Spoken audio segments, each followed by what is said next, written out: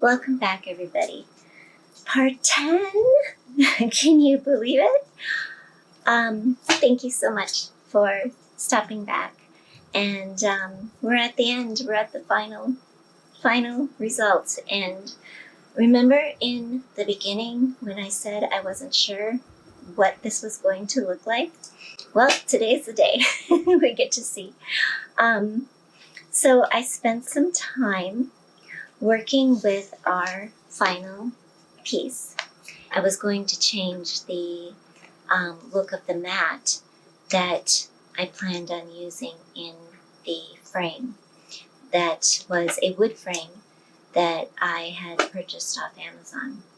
So this was a 7x7 frame I was working with, and this was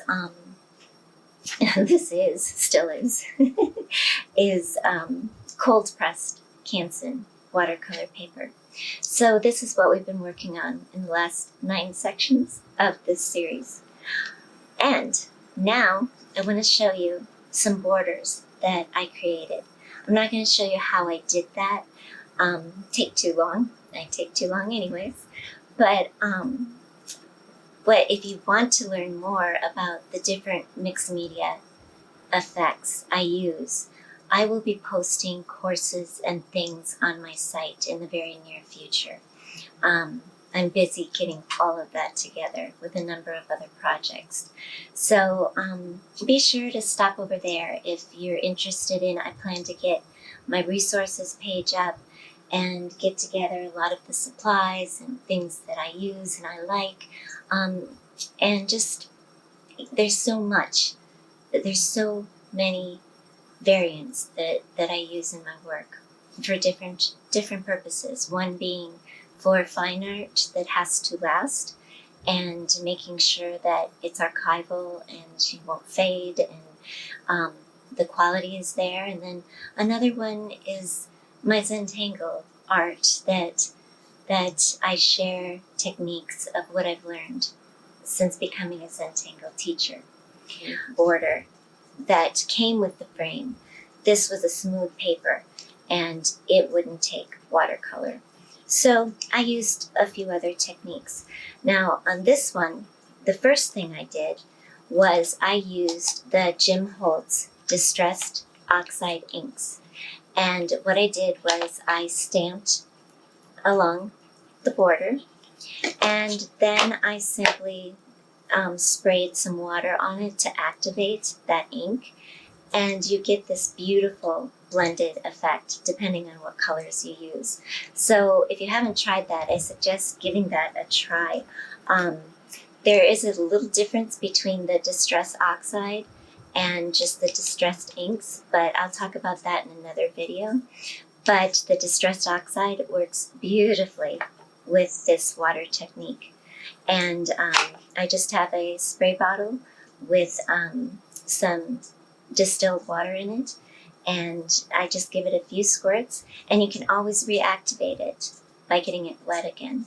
So I did that first, and then I went around and I tangled the border, and I used various segments of tangles and techniques. It's another method in Zentangle that I will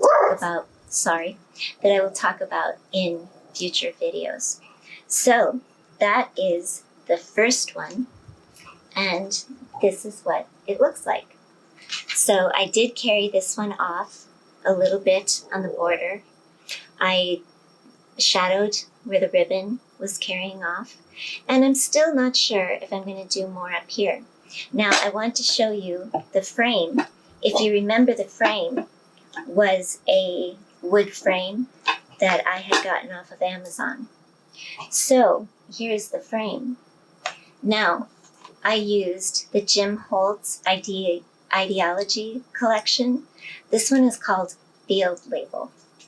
And it's just a really cool tissue. And got out my Mod Podge, and I simply went around the entire frame.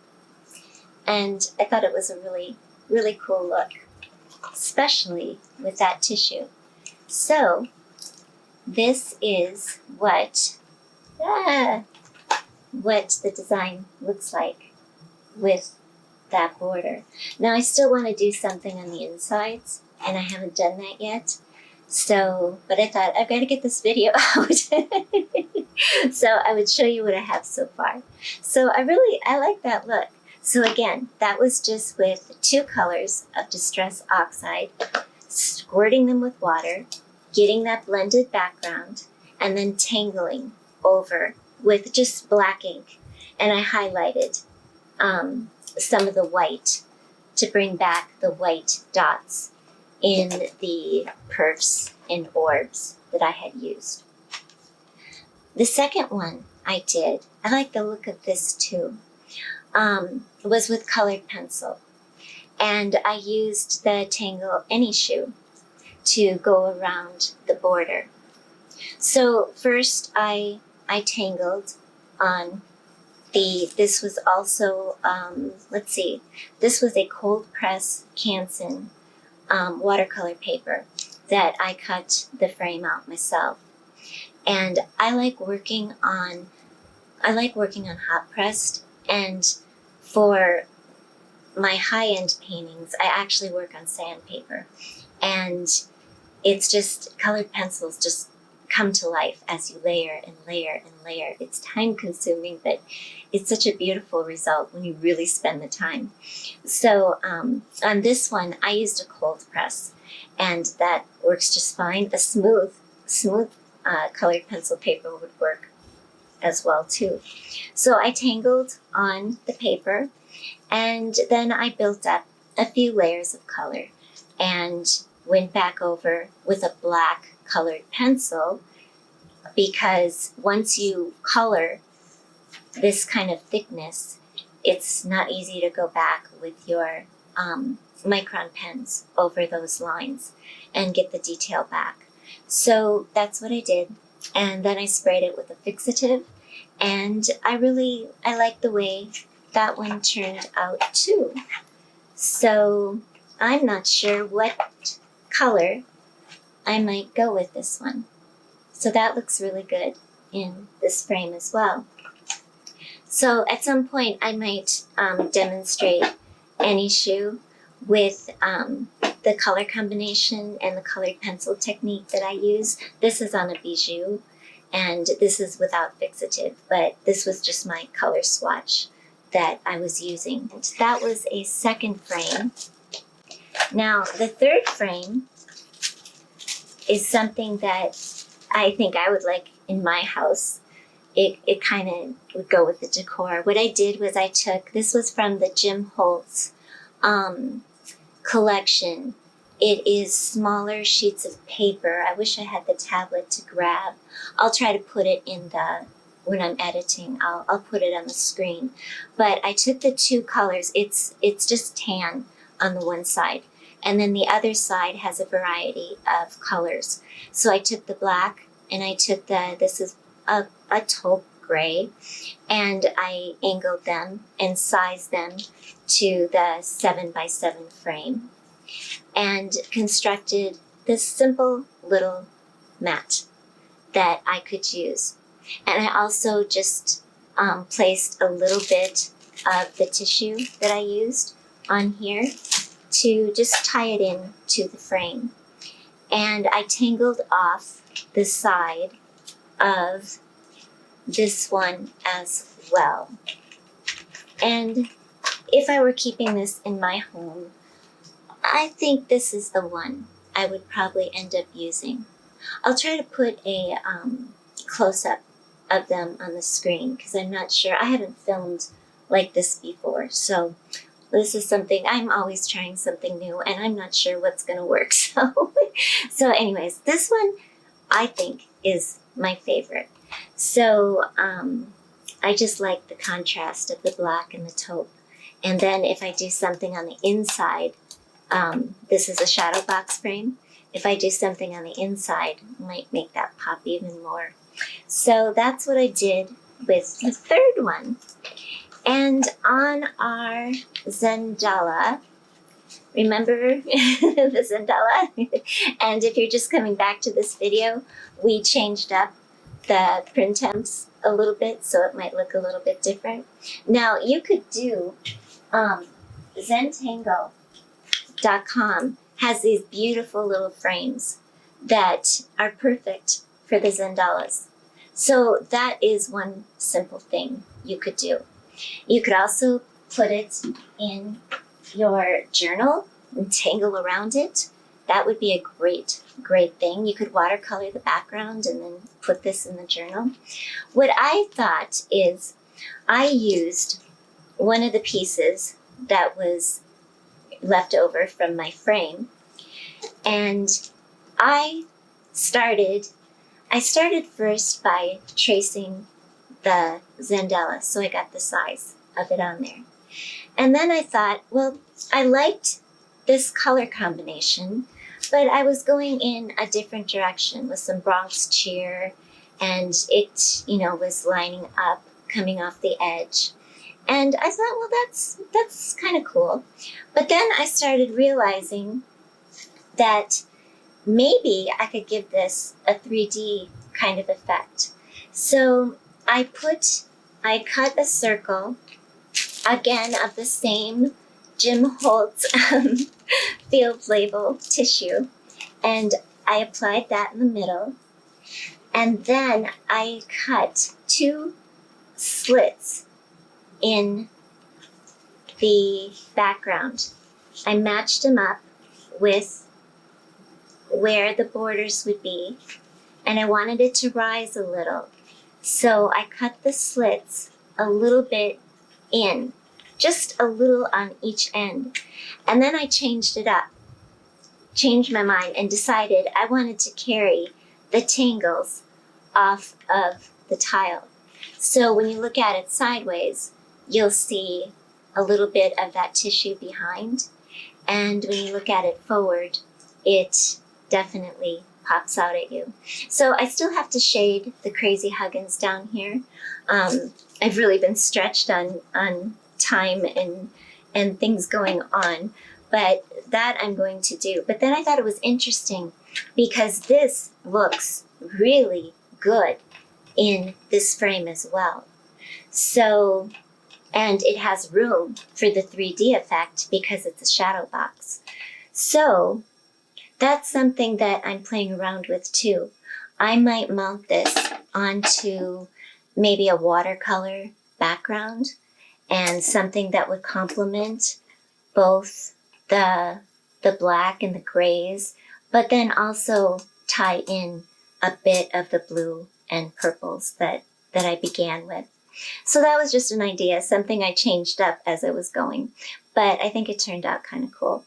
So that is where I ended up with my project, and I hope you're happy with the way yours turned out. I hope this gives you some ideas of maybe what to do next. And again, don't be afraid to play with things. Just try some different papers, different tissues, decoupage, the Mod Podge, painting, acrylic paints, acrylic pens. Just try some different things.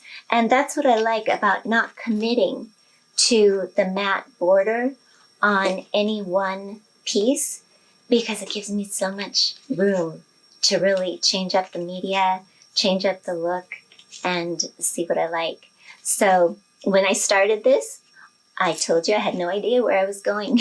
And I was being honest.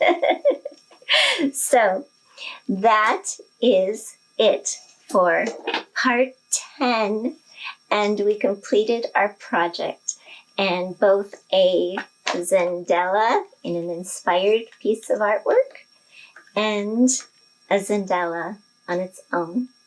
So I hope you enjoyed the playlist, and I hope you'll join me for more. I plan on sharing more tangles and different techniques along the way. And be sure to stop over at my website if you're looking for content all in one place. I've got it there.